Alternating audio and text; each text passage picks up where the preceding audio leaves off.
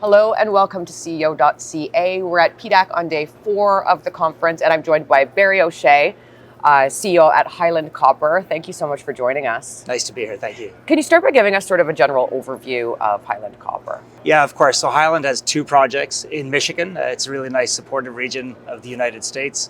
Our first project is the Copperwood project, and it's truly one of the most advanced copper projects in the US. We have a current feasibility study on the project.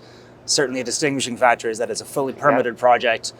And we're really ready now to kind of take the next steps to get to a construction decision in the near term. We also have a 34% interest in the White Pine project. It's actually only about an hour down the road, really nicely sequenced with the Copperwood project. So we're at this point, we're moving that through permitting, engineering studies alongside our joint venture partner, and really have the 2 projects nicely sequenced. Okay, yeah, I was going to ask you about the joint venture. Can you give us kind of a refresher on that? Yeah, I'd be happy to. I think it was a very important corporate development step for our company. About 18 months ago, we sold 2/3 of the White Pine project to Kinterra, who are a Canadian private equity. And certainly, for junior companies like ours, I think it's important when you have 2 assets, especially, to divide and conquer to some degree. We're highly focused on getting our 100% owned, fully permitted Copperwood project to a construction decision in the near term. But at the same time, when you have a second asset, you often don't have the time, energy, and certainly capital to put towards it. So we sold 2/3 of that asset, and it's proved out exactly as we would have hoped. While we're concentrating on Copperwood, Kinterra are running at speed on White Pine, doing a whole host of work over the last 18 months to prepare that project, keep it on track, really unlocking both projects from a development perspective. I want to pivot for a minute and talk about copper in general. And I mean, we have the new administration that has come in, Republican administration, into the US. What do you think, is this a catalyst for copper, or what do you see happening in terms of this new government? I think it's a major catalyst for copper, and actually we've seen it happening already, both in terms of spot price of copper moving in recent months. Interestingly, seeing copper trading at a premium in the US relative to other countries. And I think really what's been highlighted, something that's been actually known for quite a period of time, there's a real supply-demand deficit when you look at the US. Obviously it's well known globally that there's a supply-demand deficit, but when you look at the US in isolation, it's even more pronounced. And historically, the US has used imports to meet that imbalance, but the world is changing geopolitically, and of course, the US is looking at tariffs, arguably on copper.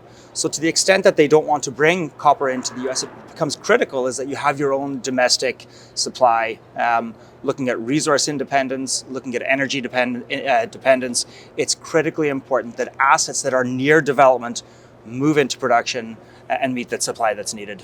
Talking specifically about Michigan, what is mining like in that jurisdiction? Can you talk a little bit about that? I'd love to. And I'll start with the history to begin with. From the 1800s through to the 1990s, Michigan was an incredible mining state, mining billions of pounds of copper across what they call the Copper Country in the Western Upper Peninsula, where we're located. So to begin with, there's a real pride and a mining heritage in Michigan. And you're seeing that come back to the forefront now. Michigan is one of very few states that I would argue is both permitting mining projects as well as considering incentivizing copper projects back into the region. And I think the permitting process has been, from our perspective, exemplary. It's exactly what you want in a permitting process. It's diligent, it's thorough, it's environmentally friendly and environmentally forward from a protection standpoint. But it's also prescriptive. Timelines are manageable, reasonable, and as long as you do the engineering work and look to meet the obligations of the state, you'll get your permits. And naturally, we've been the beneficiaries of that with our permits in hand. We're happy to have that behind us. And beyond that, of course, Michigan is a wonderful industrial state, downstate, as you understand, in Detroit and elsewhere, with the auto suppliers, parts makers. There's a desperate need for copper. There's an understanding of that.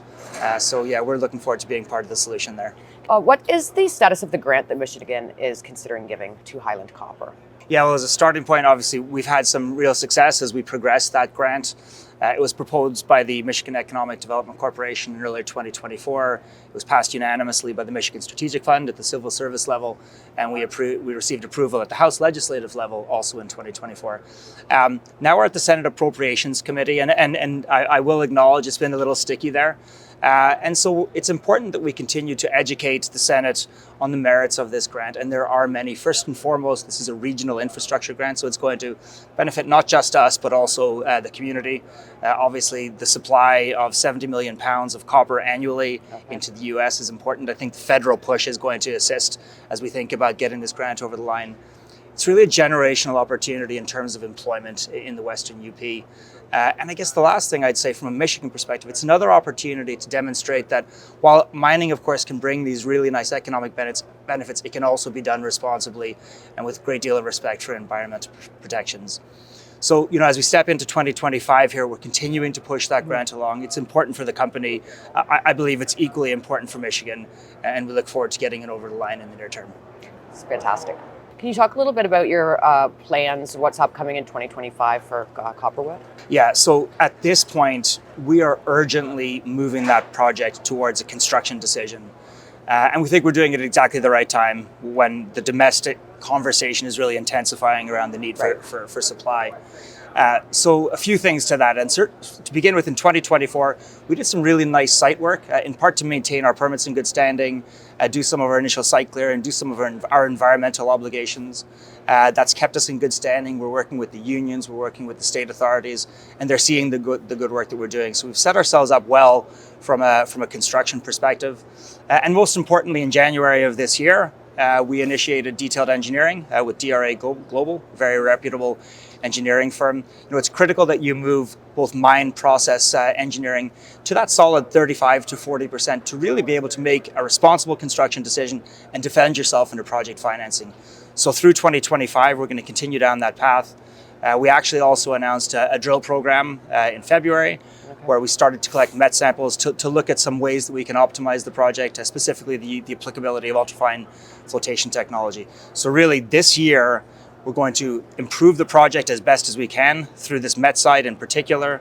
We're going to advance the engineering and put ourselves in a position to make a construction decision, which I think is really good timing from a US perspective. Yeah, and what about the other project in terms of goals and plans, White Pine? Yeah, so like I said, it's something of a divide and conquer. As you can see, we've got our hands quite full on Copperwood, but White Pine is sprinting still alongside our partner Kinterra.